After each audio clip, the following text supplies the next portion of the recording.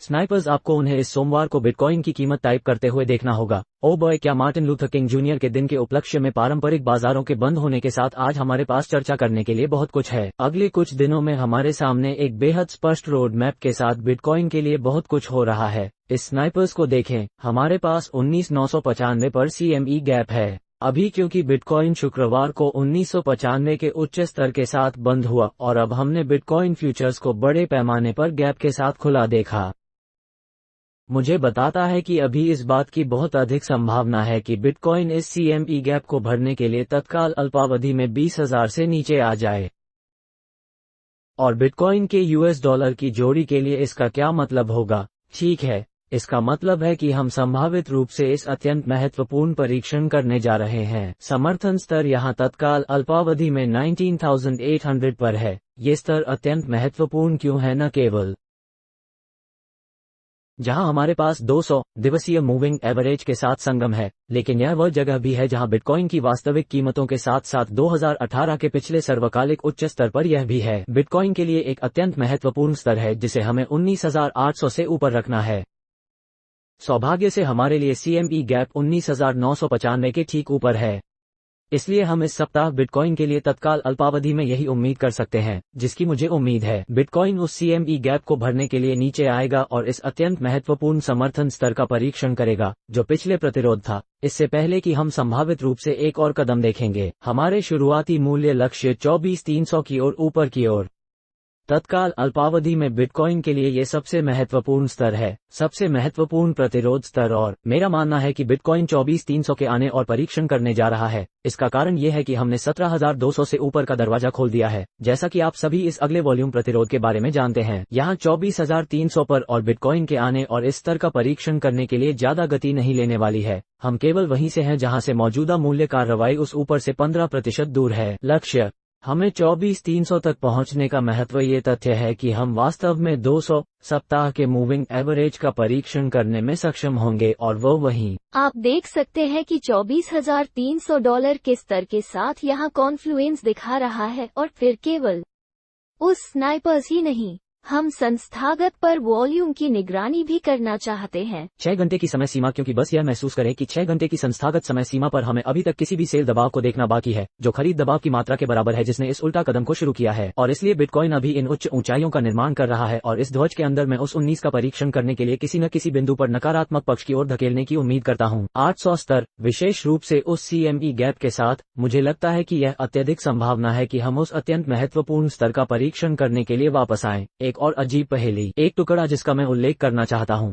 वह यह है कि हम 21,480 की एक मोमबत्ती के साथ इस निचली ऊंचाई को उड़ाने के बेहद करीब पहुंच गए हैं। हमें 21 तक सभी तरह से मिल गया है।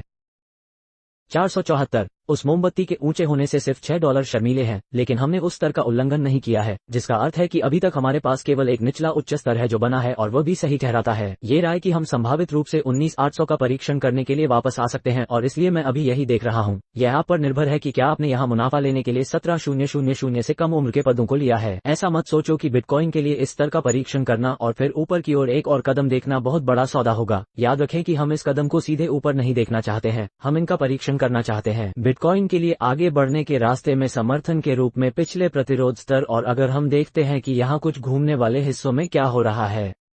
एक और संभावित कारण यह है कि बिटकॉइन 20,000 से नीचे के स्तर का परीक्षण करने के लिए वापस आने के लिए तैयार है। कल एक बहुत तेजी वाली दैनिक मोमबत्ती के साथ DXY बंद हो गया है, और इसलिए यह महत्वपूर्ण क्यों है? ठीक है, क्योंकि हमारे पास ये बहुत तेजी से दैनिक मोमबत्ती है। हम DXY के लिए यहाँ कुछ संभावित अल्पकालिक अपसाइड की उम्मीद कर सकते हैं, और इससे कुछ अशांति हो सकती है। इक्विटी मार्केट में, विशेष रूप से SP 500 के 200 दिवसीय मूविंग एवरेज का परीक्षण करने के साथ, अभी हम यहाँ एक संभावित पुश बैक की उम्मीद कर सकते हैं, और एक भालू बाजार प्रतिरोध स्तर गार्डन वैरायटी मार्केट बिहेवियर एक प्रमुख प्रतिरोध के परीक्षण के लिए कहेगा कि हम कम से कम वहाँ एक मामूली धक्का देखेंगे, और यह सब अग्रणी है। मेरी राय है कि हम बिटकॉइन के लिए एक और पुश डाउन देखने के लिए तैयार हैं। जरूरी नहीं कि नए चढ़ाव देखें, लेकिन कम से कम उस 19,800 के स्तर का परीक्षण करें और भरें। कि CME गैप जो अभी बनाया गया था, ये B500 प्रमुख प्रतिरोध का परीक्षण नहीं करता है, जो इस सप्ताह हमारे मॉनिटर पर कुछ है। DXY बुलिश कैंडल दिन के लिए बंद है, जिसका अर्थ है कि हम कर सकते हैं। तत्काल अल्पावधि में कुछ अस्थिरता की उम्मीद करें। बिटकॉइन फिर से जासूसी ने भी कोई नई स्थानीय ऊंचाई नहीं बनाई,